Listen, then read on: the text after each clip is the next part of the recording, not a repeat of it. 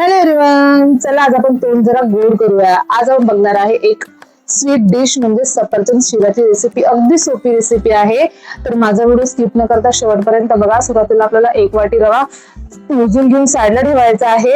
एक ऍपल स्वच्छ धुवून त्याचे मस्त बारीक बारीक पीसेस मध्ये आपल्याला कट करायचं आहे। इथे तुम्ही रेसिपी नक्की ट्राय करून बघा, अगदी सोपी रेसिपी आहे आणि स्वादिष्ट लागते सफरचंद शिरा, ऍपल शिरा। आता बारीक बारीक पीसेस मध्ये ऍपल कट केल्यानंतर काय करायचं माहिती का, एक पातेलं घ्यायचं आहे।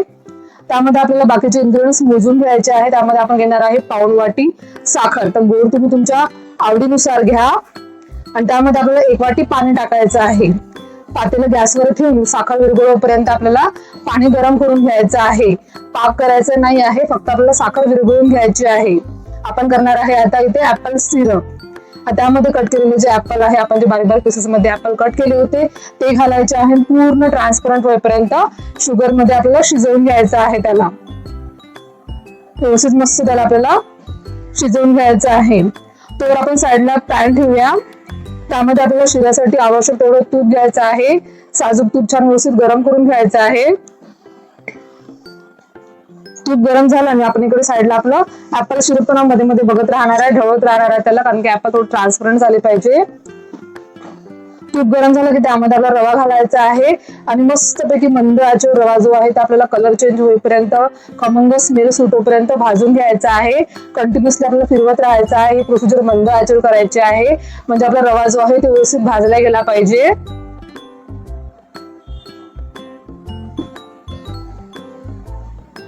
छान मस्त कलर चेंज होईपर्यंत आपण कंटिन्युअसली रवा जो आहे तो भाजून घ्यायचा आहे।